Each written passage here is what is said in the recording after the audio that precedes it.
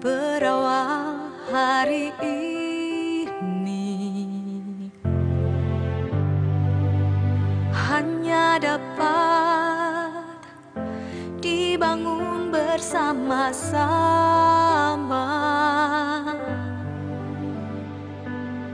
Perbedaan adalah rahmat, rukun dan harmoni jadi kekuatan.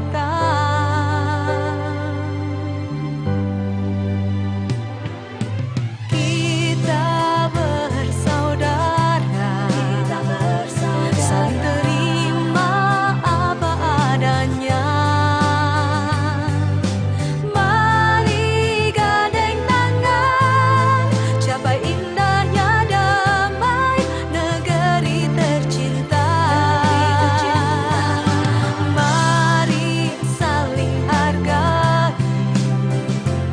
saling peduli dan mencintai untuk masa depan Indonesia jaya, makmur sejahtera.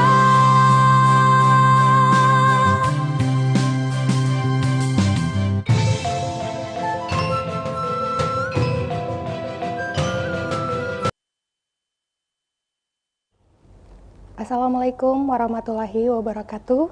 Selamat siang.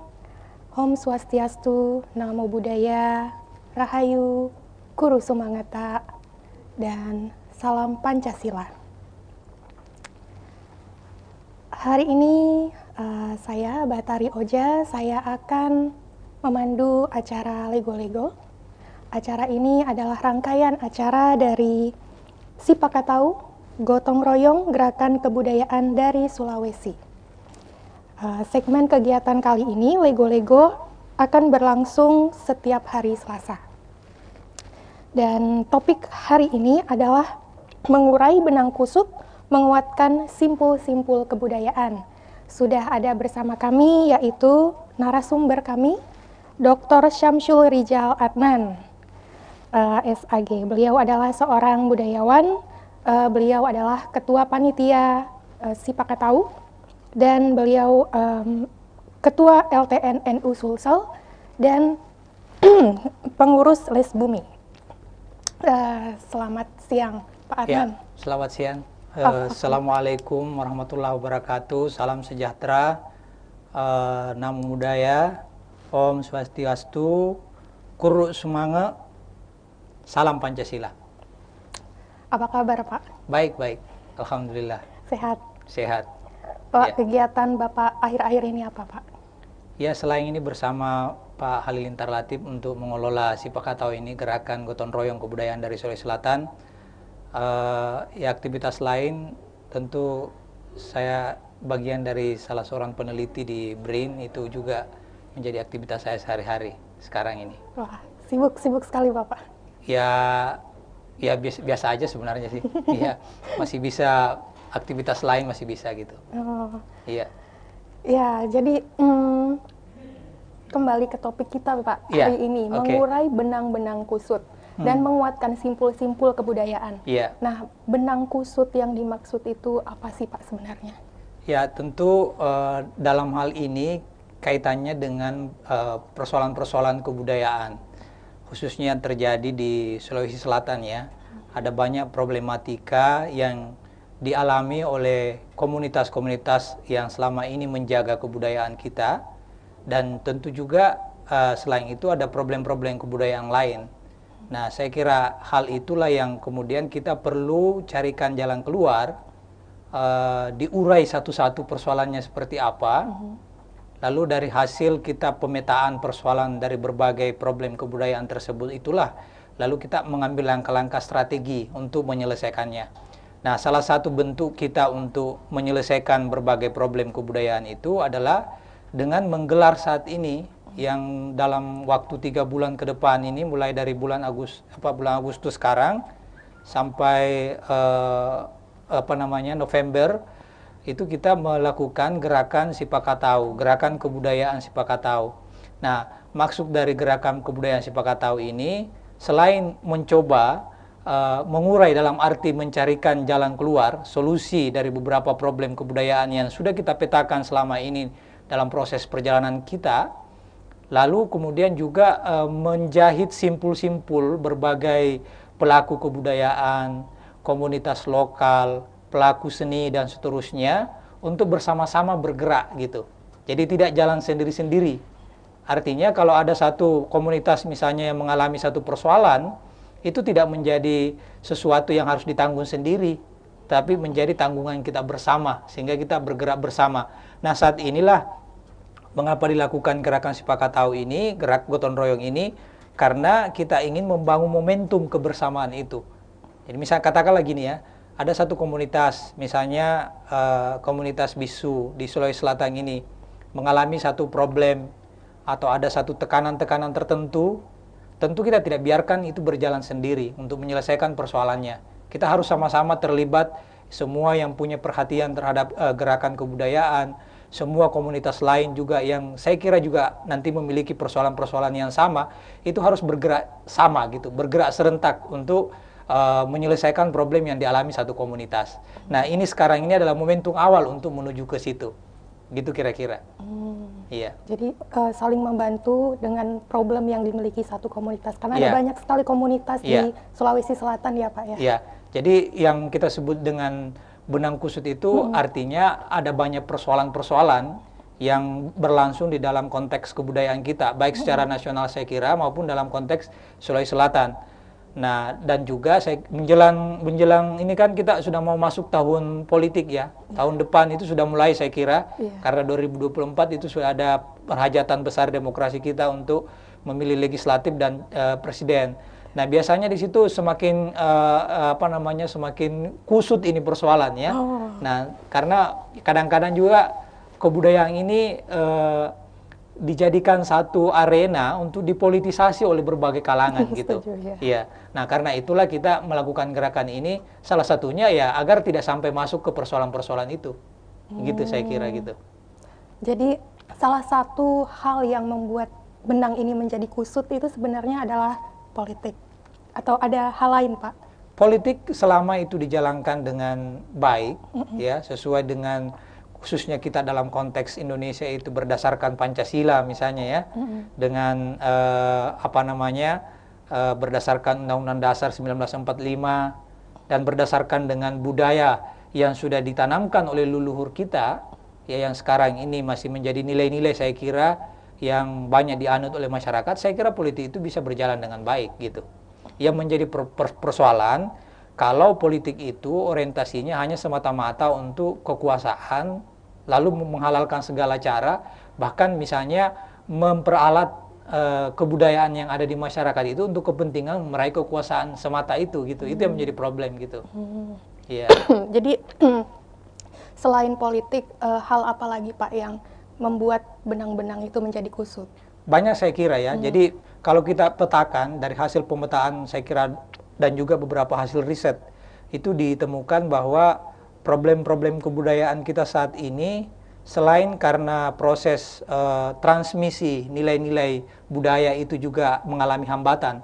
Artinya dari generasi lama ke generasi baru itu seperti apa model transmisinya. Itu juga menjadi satu persoalan tersendiri sekarang ini kan. Karena kan dulu misalnya para pelaku budaya kita itu mengandalkan hal-hal yang sifatnya katakanlah mistis ya, bahwa satu ilmu pengetahuan dari generasi sebelumnya itu bisa diserap oleh generasi mendatang itu dengan lewat sebuah ritual tertentu katakanlah begitu. Nah, tentu sini tidak akan selamanya bisa seperti itu. Tantangan kita ke depan adalah bagaimana memanfaatkan era sekarang ini ya, era milenial, bahkan kita sudah mengarah kepada era metaverse itu untuk mentransmisikan kebudayaan ini kepada generasi-generasi baru yang sangat melek terhadap dunia internet itu. Nah, itu problem saya kira juga yang masih menjadi tantangan kita sekarang, dan saya kira itu juga salah satu benang kusut. Jadi bagaimana mempertemukan pandangan generasi lama yang pelaku-pelaku kebudayaan kita yang masih mengemas budaya itu dalam konteks sesuatu yang mistis, sakral dan seterusnya, dengan era saat ini yang sudah membutuhkan teknologi, media internet dan seterusnya untuk transmisi berbagai kebudayaan tersebut. Nah, menjembatani itu juga saya kira satu persoalan. Nah, ini yang saya kira ini juga yang kita lakukan sekarang ini, dan mengapa misalnya salah satu bentuk kegiatan itu adalah model podcast. Ya, podcast ini kan sebenarnya satu kebiasaan yang baru muncul setelah internet itu menjadi bagian dari kehidupan kita. Nah, kita ingin bahwa nilai-nilai budaya yang ada di masyarakat itu bisa disampaikan ke berbagai kalangan, termasuk generasi milenial yang lebih menyukai model-model mencari pengetahuan itu lewat dunia internet dengan melalui podcast semacam ini gitu. Itu salah satunya. Oh. Iya. Nah, jadi benang yang kusut itu diurai kembali. Iya. Kemudian disimpul kembali. Dicari jalan keluarnya. Itulah mungkin makna dari kita mencoba mencari simpul-simpul untuk menguatkan kebudayaan itu kembali gitu. Simpul-simpul itu dengan nilai-nilai yang kita percaya sebagai bangsa Indonesia. Iya. Jadi nilai-nilai itu tidak harus kita tinggalkan, ya, nilai-nilai yang menjadi peninggalan leluhur kita. Kalau misalnya di Bugis Makassar ini kan ada nilai-nilai, ya salah satunya yang kita gunakan sebagai ikon dari gerakan itu, ya, ikon dari gerakan kebudayaan gotong royong itu ya Sipakatau. Ada nilai-nilai tentang Sipakainge dan seterusnya kan. Nilai-nilai itu tetap sesuatu nilai yang luhur, tapi itu yang harus kita kemas sekarang ini agar bisa nyambung dengan generasi yang era milenial itu, era metaverse ini. Bagaimana caranya menyambungkan itu agar nilai tersebut tidak hanya sekedar menjadi slogan kan? Kan selama ini kadang-kadang nilai-nilai Sipakatau, nilai-nilai Sipakainge, Sipakalebi itu betul selalu diucapkan, diulang-ulangi dalam berbagai pidato, atau mungkin dalam rapat-rapat tertentu hanya sering disebut-sebut, tapi hanya sebatas itu. Jadi dia hanya menjadi slogan gitu. Tapi bagaimana sih nilai-nilai itu menjadi misalnya etos kerja kita, menjadi bagian dari spirit kita di dalam melaksanakan berbagai aktivitas dalam kehidupan sehari-hari. Itu yang belum pernah menjadi terobosan dari berbagai gerakan kebudayaan kita hari ini. Nah, saya kira apa yang dilakukan oleh Sipakatau ini mungkin belum sampai pada itu, tapi dia hanya menjadi momentum agar kita bisa menuju ke sana gitu. Bahwa kebudayaan itu tidak sekedar simbol. Kalau kita bicara kearifan lokal itu tidak sekedar mengatakan bahwa kita punya nilai-nilai leluhur, tapi bagaimana kearifan lokal itu yang kita anggap sebagai kearifan yang khas orang-orang misalnya Bugis Makassar bisa tetap relevan dalam konteks kekinian. Itu kira-kira bagian dari gerakan kebudayaan ini. Iya. Sebelum kita terlalu jauh nih Pak, mungkin ada teman-teman yang kurang mengerti. Iya. Termasuk saya sebenarnya karena saya tidak bisa bahasa Bugis. Sipakatau sendiri itu apa sih Pak? Ya, kemarin sendiri penjelasan lebih dalam itu tentang Sipakatau sudah pernah diurai di dalam podcast sebelumnya ini ya, dalam acara Teras Budaya kalau tidak salah, itu sudah disampaikan bahwa Sipakatau itu kan bagaimana kita memanusiakan orang lain ya sebagai manusia yang sama dengan kita. Nah, tentu dimulai dulu dengan bagaimana kita mengenal apa itu sebenarnya konsep manusia, khususnya di dalam konstruksi masyarakat Bugis Makassar. Dari memahami tentang konstruksi tentang manusia itu, itulah yang menjadikan kita bisa memanusiakan orang lain. Memanusiakan artinya memandang mereka itu sama dengan kita, setara, dan memberikan rasa keadilan yang sama kepada semua kalangan. Nah, Sipakatau itu dalam konteks Bugis Makassar tidak membeda-bedakan seseorang berdasarkan suku, ras, dan agama gitu. Jadi ini konsep yang sangat menarik sekali yang bisa dikembangkan di dalam mendorong misalnya apa yang kita sekarang sedang gagas di dalam konteks bernegara kita yang disebut dengan moderasi beragama. Ya, moderasi beragama itu, maaf saya singgung sedikit ya karena terlanjur disinggung Sipakatau. Salah satu bagian dari moderasi beragama adalah menghargai kemanusiaan. Nah, dan salah satu bentuk penghargaan kemanusiaan itu di dalam moderasi beragama yang menjadi konsep sekarang dari negara kita ini dan masuk di RPJMN 2020 sampai 2024, salah satunya adalah akomodasi terhadap tradisi atau kebudayaan lokal yang masih hidup di masyarakat untuk menjadi cara kita memandang manusia-manusia yang lain. Nah, saya kira Sipakatau itu adalah bagian yang sangat penting dalam konteks moderasi beragama itu. Sipakatau ini bagian dari tradisi kita, kebudayaan kita yang hidup di masyarakat, itu kita serap untuk dijadikan cara kita memanusiakan orang lain dalam konteks peradaban manusia ini gitu. Itu kira-kira makna dari Sipakatau yang kita usung bersama di dalam gerakan ini. Jadi ini bisa menjadi sesuatu yang sifatnya lokal, artinya kita timba dari nilai-nilai yang berasal dari leluhur kita, tapi dia bisa menjadi nilai yang universal. Karena menghargai kemanusiaan itu sebenarnya nilai universal. Ya, seluruh umat manusia di dunia ini tentu menginginkan dirinya dihargai sebagai manusia sama dengan manusia-manusia yang lain, tanpa membedakan ras, ya kan, tanpa membedakan agama, tanpa membedakan suku, dan tanpa membedakan bahasa. Ternyata kita, orang Bugis Makassar, sudah memiliki nilai itu, perangkatnya itu, yang disebut dengan Sipakatau itu. Nah, itulah mengapa ini penting untuk kita usung, karena dia sangat terkait dengan berbagai hal yang juga sekarang menjadi sesuatu yang digalakkan baik oleh pemerintah maupun berbagai kalangan-kalangan yang ada di masyarakat kita, gitu. Iya. Dan itu salah satu kearifan lokal yang kearifan lokal, ya. Kearifan lokal yang bisa menjadi nilai yang universal gitu kan. Iya. Nilai-nilai yang dimuliakan oleh seluruh manusia sebenarnya menganut nilai tentang bagaimana kita memanusiakan manusia yang lain. Tapi kita punya konsepnya di Bugis Makassar ini, konsep Sipakatau itu.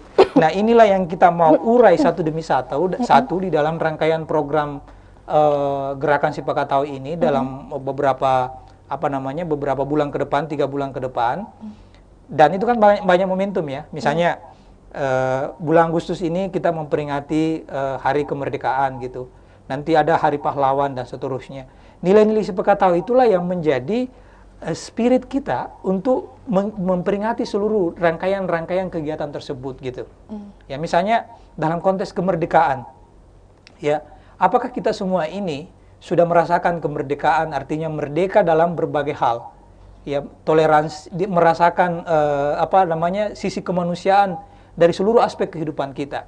Apakah semua hak-hak dasar kita, ya kalau dalam Islam itu disebut dengan kuliyatul khams, ada 5 hak dasar manusia, ya, yang kalau kita uraikan ada hifsun nafs, hifsuddin, hifsun nafs, hifsul mal, kemudian hifsul akal dan hifsun nasab. Jadi pertama menjaga agama, artinya kebebasan beragama itu harus terjamin. Kemudian menjaga jiwa, hifsun nafs, artinya seluruh orang harus merasakan rasa nyaman, tentram, damai, tidak merasakan ketakutan dan seterusnya gitu. Kemudian ada hifsul akal, artinya seluruh masyarakat ini bisa mendapatkan pendidikan yang layak, terjaga akal pikirannya dan seterusnya gitu. Kemudian ada hifsul mal, bahwa semua orang berhak mendapatkan pekerjaan yang layak gitu di dalam kehidupan bermasyarakat, berbangsa dan negara. Dan hifsun nasab, artinya semua orang dijamin untuk mendapatkan keturunan, dan keturunannya itu juga dijamin oleh negara untuk mendapatkan kehidupan yang sejahtera.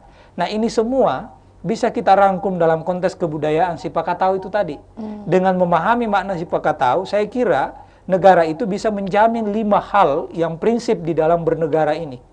Ya, yang oleh salah satu ulama namanya Asy-Syatibi, kalau tadi itu Kuliyatul Khams disebut oleh Imam Al-Ghazali, kalau Asy-Syatibi menyebutnya sebagai Daruriyatul Khams gitu. Jadi ini Sipakatau ini bisa kita kaitkan dengan konteks kebangsaan kita, bisa kita kaitkan dengan konteks moderasi beragama yang sedang digarap oleh negara saat ini, dan juga bisa dikaitkan dengan konsep-konsep agama. Dan saya kira juga dengan agama lain sama, tidak hanya Islam ya. Agama Kristen juga memiliki hal yang sama tentang bagaimana memanusiakan yang lain, Hindu, Buddha, Konghucu dan seterusnya gitu. Itulah mengapa kita memakai Sipakatau ini dalam gerakan kita gitu. Saya mengerti. Yeah. Jadi Sipakatau ini sebenarnya adalah sebuah konsep yang abstrak. Iya. Dan tapi ini dijewantahkan secara real oleh kegiatan ini yang terbagi dari beberapa segmen. Iya. Sebenarnya kalau dikatakan abstrak juga tidak ya, karena Sipakatau ini sebenarnya sudah menjadi bagian dari kehidupan masyarakat di Sulawesi Selatan. Di dalam berbagai relasi, ya, hubungan-hubungan, ya, maksudnya kalau kita berrelasi dengan manusia yang lain, dengan suku yang lain, ras yang lain, agama yang lain, prinsip Sipakatau itu kan dipakai sebenarnya. Jadi sudah dipraktekkan. Nah, cuma sekarang ini apa yang sudah dicontohkan oleh generasi kita, leluhur kita yang dulu, itu yang mau kita revitalisasi kembali, mau kita jadikan vital, menjadikannya kembali sesuatu yang hidup di masyarakat kita. Nah, di situ tadi yang saya bilang tantangannya, karena kita hidup dengan era yang berbeda kan, era yang milenial, era yang menjadikan nilai-nilai media sosial itu menjadi perantara kita di dalam berkomunikasi. Nah, dan salah satu hal, ya, di Indonesia itu meskipun memiliki nilai yang seperti saya tadi Sipaka tahu, tapi hasil survei tentang kebijaksanaan dalam berkomunikasi di media sosial, Indonesia termasuk rendah gitu. Ada di urutan masyarakat yang tidak bijak berkomunikasi di dalam media sosial, ya, yang sering berkata-kata kasar dan seterusnya. Nah, itu kan artinya nilai Sipaka, dan diantara itu tentu saja karena disebut masyarakat Indonesia, termasuk diantaranya adalah orang-orang Sulawesi Selatan yang berkomunikasi di media sosial. Padahal kita punya nilai Sipaka tahu kan. Nah, tentu itu berarti bahwa Sipaka tahu ini belum menjadi kosakata di dalam komunikasi di dalam media sosial kita. Itu Kusutnya di situ. kusutnya di situ. Nah, itulah yang kita mau urai diantaranya gitu. Itu kenapa Pak kira-kira dia bisa kusut? Karena ada gap antara generasi yang... Itu tadi sudah saya ceritakan bahwa generasi kita itu perlu untuk disosialisasikan gagasan tentang ini, Sipaka tahu ini, tetapi dengan cara yang mereka bisa tangkap. Mungkin salah satunya lewat podcast seperti yang kita lakukan sekarang ini. Karena mereka bisa mengambilnya itu langsung dari media sosial misalnya kan, nanti kita bagi dan seterusnya. Kan kalau kita misalnya sodorkan lewat bacaan, ya belum tentu banyak generasi muda kita sekarang ini yang tertarik membaca berlama-lama lagi gitu. Tapi kalau dalam bentuk-bentuk seperti ini, podcast, video-video kecil di YouTube misalnya untuk mensosialisasikan tentang Sipaka tahu, mungkin mereka bisa lebih tertarik untuk melihatnya atau bikin film-film kartun dan seterusnya. Nah, saya kira itu yang menurut saya tantangan kita ke depannya. Jadi mengalihkan sesuatu dari cara transmisi kebudayaan masa lalu dengan model baru sekarang tanpa menghilangkan, kalau kita masih mau menggunakan kata esensi dari nilai tersebut, tanpa harus kehilangan esensi dari nilainya kan. Tapi kita bisa transmisikan dengan model yang berbeda-beda gitu. Itu saya kira. Dan itu sudah ada dalam rangkaian kegiatan Sipaka tahu. Dan kita praktekkan, ya misalnya salah satunya dengan model podcast ini, kita melakukan itu, tapi nilai-nilai leluhur kita itu masih tetap kita gunakan ya. Mas, bagaimana misalnya kalau menghadirkan para keturunan raja yang berdiskusi di sini, tetap dengan pakaian adanya, tidak ada masalah kan. Jadi itu bagian-bagian masalah bisa masuk di dalam konteks milenial sekarang ini gitu. Selain podcast Pak, apalagi?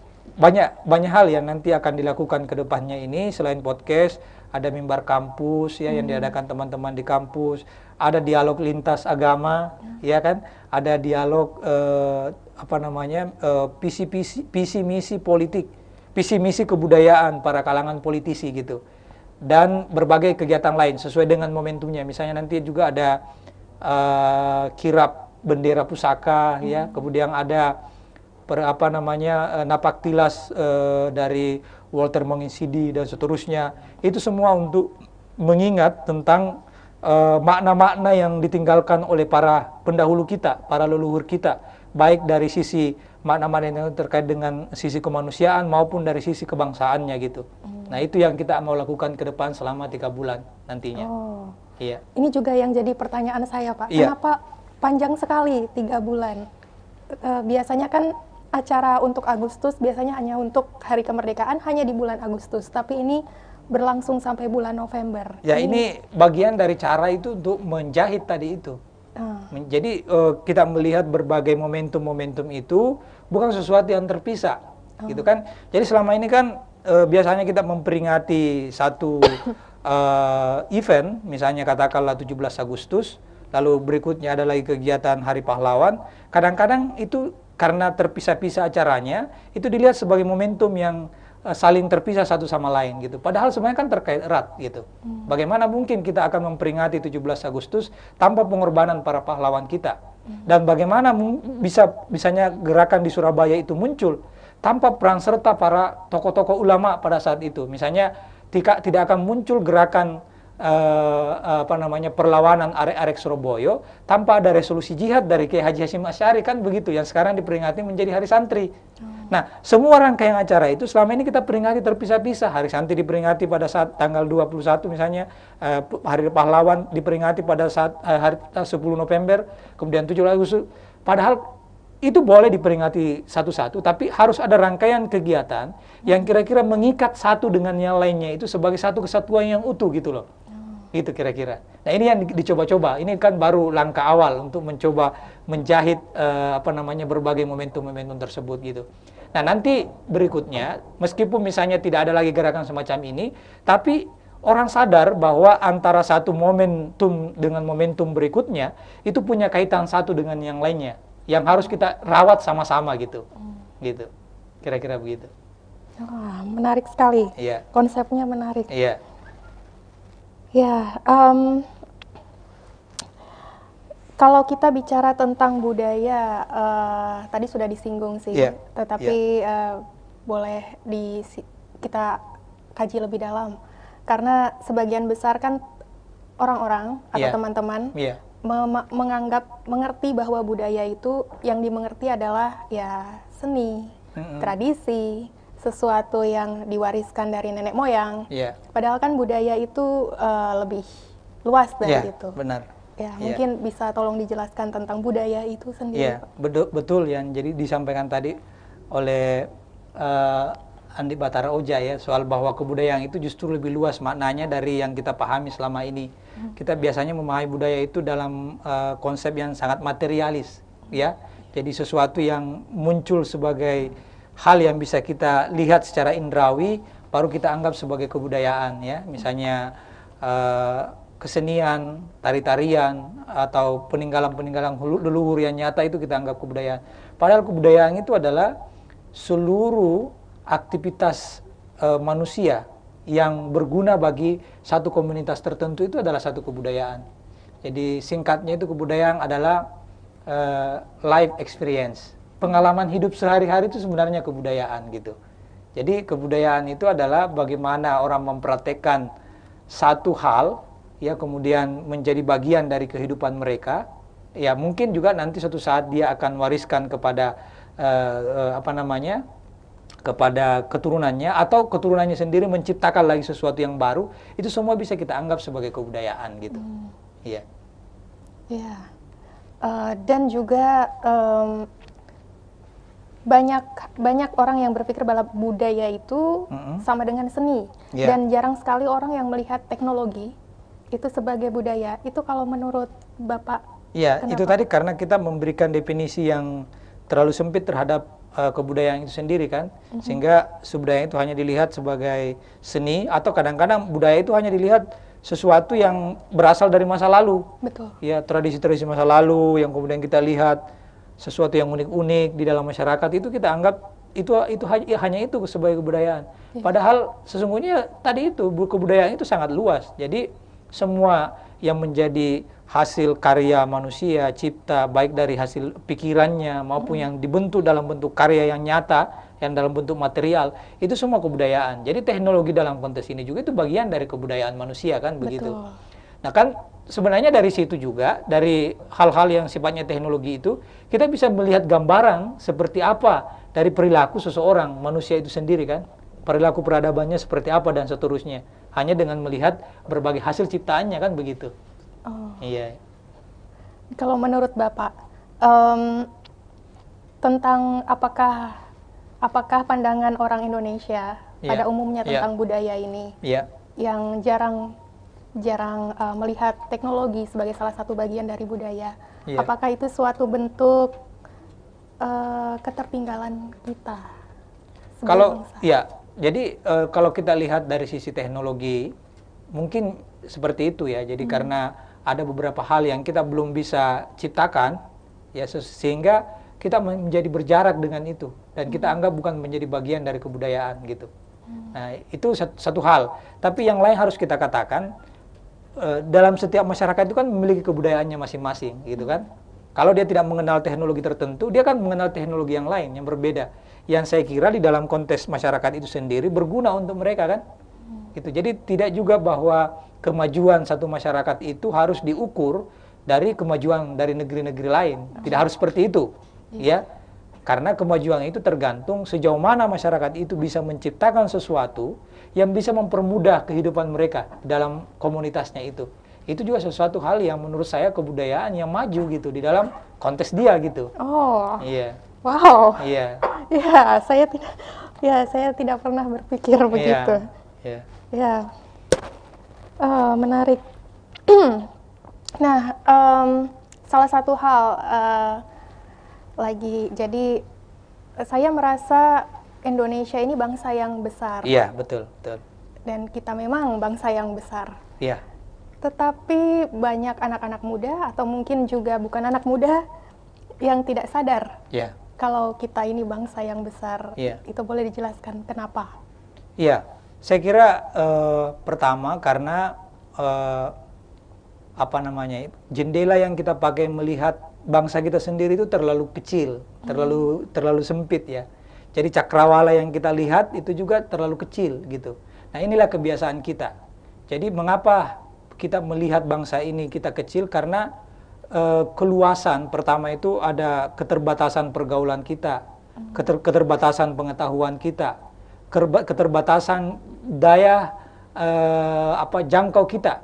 Itu yang membuatnya menjadi kita seperti katak di dalam tempurung. Ya, hanya melihat situasi di lingkungan kita sehingga tidak melihat potensi lain yang sungguh besar dari bangsa ini. Itu yang pertama. Yang kedua, menurut saya itu adalah efek dari negara yang pernah dijajah. Jadi ini negara pasca kolonial kan begitu dia wataknya. Selalu rendah diri, memandang dirinya diperbandingkan dengan bangsa-bangsa lain gitu kan. Ya, rendah diri itu efek dari akibat pernah kita dijajah sekian puluh tahun baik oleh Belanda maupun oleh Jepang gitu. Nah, mindset seperti inilah yang harus dihilangkan dari anak-anak muda kita. Jadi harus ada rasa percaya diri sebagai satu bangsa, sebagai generasi muda bahwa kita tidak kalah dengan bangsa-bangsa lain gitu. Dan saya kira itu dibuktikan oleh beberapa anak muda yang sudah keluar dari cangkangnya tadi itu. Cangkang rendah dirinya tadi itu. Dia terobos dan berhasil menunjukkan bahwa banyak hal di bangsa kita ini bisa bersaing di dunia internasional gitu. Saya kira itu yang penting ke depannya. Caranya, Pak? Ya, salah satunya pertama menggali potensi kita ini. Jadi kebudayaan kita yang begitu luar biasa ini kita perlu gali, ya. Saya kira ada satu fenomena yang menarik yang dilakukan oleh generasi muda terakhir ini di Indonesia. Itu pernah kami diskusikan bersama-sama dengan teman-teman bahwa banyak dari generasi muda kita sekarang ini menimba, jadi dia terbuka untuk mengakses pengetahuan dari luar, dari barat misalnya atau dari timur, dari Arab, baik dari barat, Arab, Cina, itu kita buka untuk mengambil pengetahuan mereka, tapi di saat yang sama dia juga menggali kekayaan lokal yang dimiliki, pengetahuan-pengetahuan lokal yang dimiliki. Nah, dialog dua hal ini antara kekayaan yang kita miliki dari pengetahuan kita dengan pengetahuan dari barat, itu yang akan membuat bangsa ini maju ke depannya gitu. Jadi kita tidak boleh tertutup dengan bangsa lain, berdialog dengan peradaban mereka, tetapi tidak juga menelan mentah-mentah dari sana tanpa kita punya basis sendiri dari pengetahuan lokal yang kita miliki. Nah, ada yang bertanya, apakah benar kita punya pengetahuan lokal? Punya. Kalau kita buka berbagai naskah-naskah, ya naskah Bugis, naskah Jawa, naskah Walio, naskah di Ambon, Maluku, dan itu sebenarnya sudah membentuk satu sistem pengetahuan tersendiri di dalam masyarakat kita. Bahkan dalam beberapa kajian naskah yang kami ikuti bersama dengan teman-teman ini, yang intensif mengkaji naskah, itu sudah menjadi sistem pengetahuan, bahkan menjadi satu sistem ekonomi tersendiri gitu. Jadi ada satu hal yang menarik ya, dan saya kira ini juga menjadi bagian dari gerakan kita dari Sipekatau ini. Meskipun ini mungkin baru momentum, tapi kan direncanakan ini setelah ini juga akan berdiri misalnya sekolah-sekolah budaya dan seterusnya. Salah satu yang kita akan garap itu, misalnya bagaimana menggali konsep ekonomi yang ekonomi Nusantara itu yang ditinggalkan oleh para leluhur kita. Ekonomi kita sekarang ini kan meskipun pasal 33 bicara tentang ekonomi kekeluargaan, tapi kan prakteknya sebenarnya kita itu ekonomi yang sangat liberal gitu. Jadi gagasan tentang ekonomi kekeluargaan itu sebenarnya yang dibangun oleh leluhur kita itu sudah tidak ada. Padahal itu ada konsepnya. Ada bangunannya yang sudah dikonstruksi sedemikian rupa oleh para pendahulu kita, baik ulama-ulama maupun para budayawan pada masanya atau ahli-ahli pada masanya untuk membangun konsep itu ya. Jadi di dalam naskah itu ada istilah di Bugis ini, kalau kita buka Amanagapa ada namanya konsep tentang kalula. Di Jawa ada kaula. Di Bali ada konsep wargi. Dalam satu naskah itu konsep wargi dengan kaula ini digabung menjadi kaula wargi. Nah, kaula wargi inilah yang menjadi konsep atau kata yang dari asal dari kata kekeluargaan. Nah, kekeluargaan itulah yang kemudian diambil oleh tokoh-tokoh pendiri bangsa kita untuk membangun konsep ekonomi kita. Makanya pasal 33 itu kan bunyinya perekonomian disusun sebagai usaha bersama berdasarkan asas kekeluargaan kan? Itu asas kekeluargaan di situ tuh bukan sesuatu yang sekedar hanya memakai kata-kata kekeluargaan, itu konsep yang sebenarnya utuh dan jelas konsepnya pada masa lalu gitu. Kalau kita buka-buka naskahnya itu, apa yang dimaksud dengan kekeluargaan, bagaimana relasi ekonomi dalam konsep kekeluargaan dan seterusnya, itu muncul di dalam naskah itu dan pernah dipraktekkan di dalam konteks berbangsa dan bernegara kita ini. Nah, sayangnya itu tidak digali gitu, karena kita terbius dengan misalnya konsep ekonomi liberal itu tadi. Nah, inilah yang saya kira yang perlu diangkat. Ya, mungkin nantinya setelah ini kita melakukan sekolah kebudayaan, kita dalam sekolah kebudayaan itu salah satunya adalah bagaimana menggali berbagai konsep-konsep yang bisa diterapkan sekarang ini. Misalnya bagaimana sih konsep ekonomi Nusantara itu seperti apa, bagaimana konsep pengobatan ala Nusantara kan seperti apa kan gitu ya.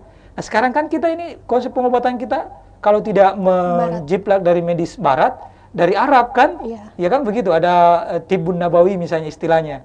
Oke, betul, kita tetap memakai itu, tapi dulu ulama-ulama kita itu meskipun memakai istilah Tibbun Nabawi, pengobatan ala Nabi, tapi kerangkanya itu adalah apa yang ada di Nusantara ini. Jadi menggabungkan itu, jadi satu pengobatan Nusantara gitu. Nah, ini yang tidak ditemukan sekarang ini.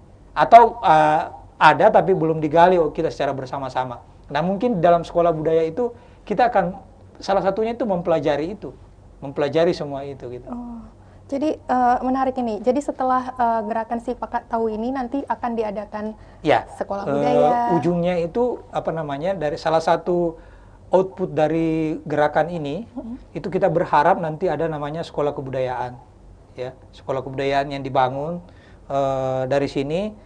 Bentuknya itu nanti konsepnya sudah ada di kepalanya Pak Halil khususnya, tapi secara aplikasinya lebih rinci seperti apa, habis ini saya kira baru kita bisa rancang lagi seperti apa jelasnya gitu. Baik. Ya, tapi yang saya sampaikan tadi itu bahwa kita punya kekayaan dari misalnya saya mau ini aja ya, seberapa banyak naskah kita itu yang sudah kita gali dan mencoba mempelajari lebih dalam apa sebenarnya yang ingin disampaikan oleh para leluhur kita. Yang saya tahu, memang banyak sekarang yang mengumpulkan naskah, inventarisasi naskah-naskah kita yang dulu ya. Tapi sekedar inventarisasi, naskah itu tidak bunyi, tidak dipelajari, hanya disimpan kan.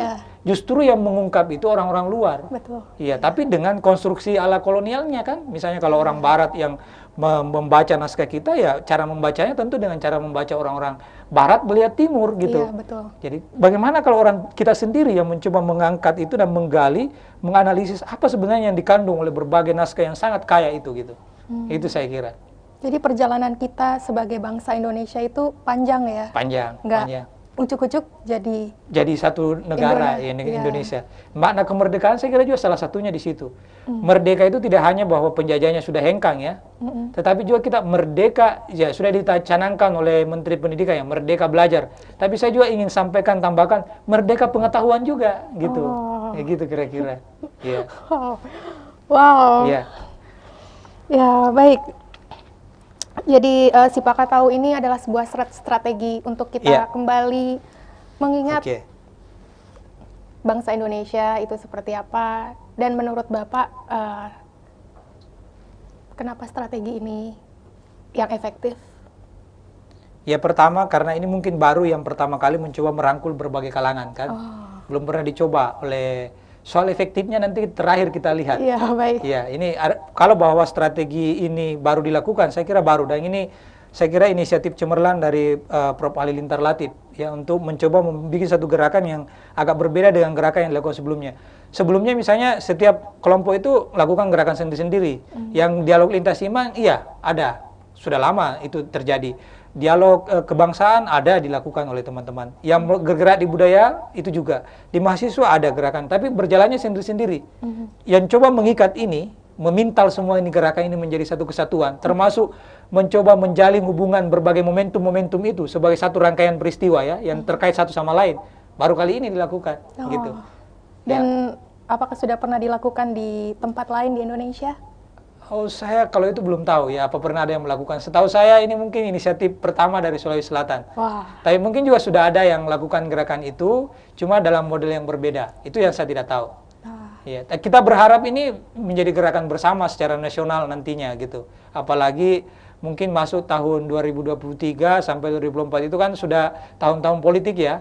Nah, tahun-tahun politik itu perlu ada gerakan kebudayaan yang lebih jelas. Karena selama ini kebudayaan itu menjadi nomor kesekian sebenarnya dalam konteks berbangsa dan bernegara ini. Dia bukan menjadi sesuatu yang dianggap penting, gitu loh. Nah, kita ingin bahwa sekarang ini kebudayaan itu justru yang bisa menjadi solusi dari berbagai problem bangsa ini. Ya, problem nasionalisme kita. Itu selalu dilihat dari sisi politik ya. Misal bagaimana sih menyelesaikan problem Papua misalnya. Itu kan selalu dilihat dari pendekatan politik dan militer. Belum pernah, kecuali Gus Dur ya. Maaf ini saya harus singgung, karena Gus Dur itu sudah mulai melakukan pendekatan kebudayaan.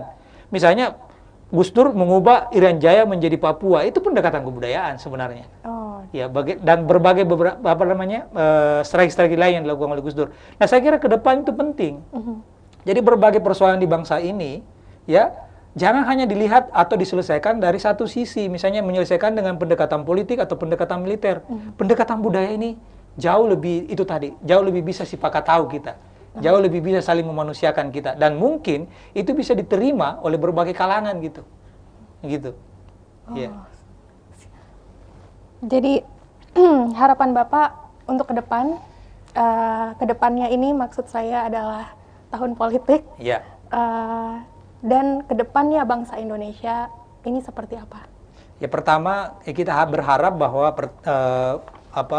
dalam tahun-tahun politik ini tentu ikatan kita sebagai satu bangsa ini tidak semakin kusut gitu kan. Nah, dan karena itu kita berharap lewat gerakan kebudayaan itu bisa menjalin kembali ya kebersamaan kita sebagai satu bangsa gitu, meskipun berbeda nanti misalnya afiliasi politiknya, berbeda kepentingannya dan seterusnya, berbeda calonnya dan seterusnya. Tapi lewat gerakan kebudayaan ini kita tetap bisa disatukan sebagai satu bangsa gitu. Itu yang kita harapkan nantinya. Karena kalau kita bersatu, kita tidak gampang dirobohkan kan gitu dari ya. luar. Dari luar gitu. Itu saya kira. Iya. Ya, baik. Ya. Untuk ada terakhir closing statement Pak, apa yang ingin disampaikan? Iya, dari saya mungkin pertama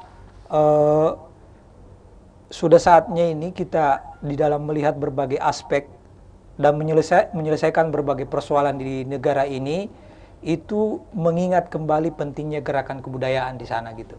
Jadi aspek-aspek ini tidak hanya harus diselesaikan lewat pendekatan politik, pendekatan militer ataupun pendekatan ekonomi, tapi perlu pendekatan kebudayaan.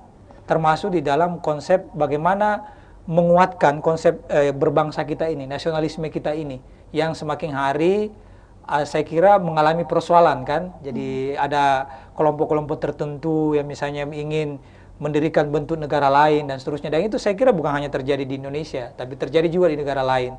Sejauh ini pendekatan yang dilakukan, kalau bukan pendekatan politik, ya pendekatan militer. Pendekatan politik yang saya maksud misalnya, ya kadang-kadang organisasi-organisasi yang berbeda pandangan itu dibubarkan gitu kan.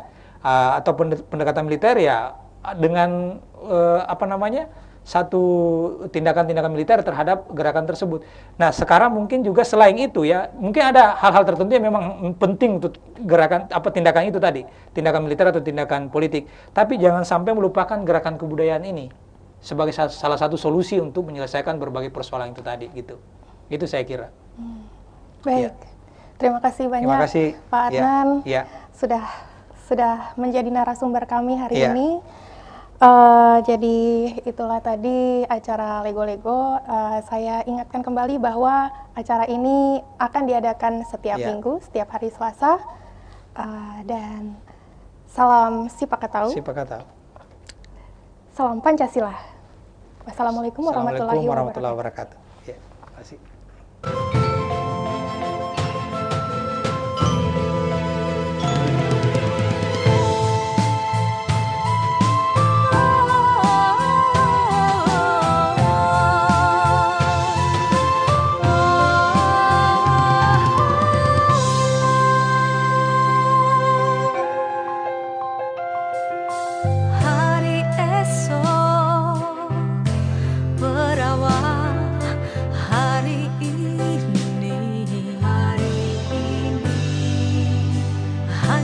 dapat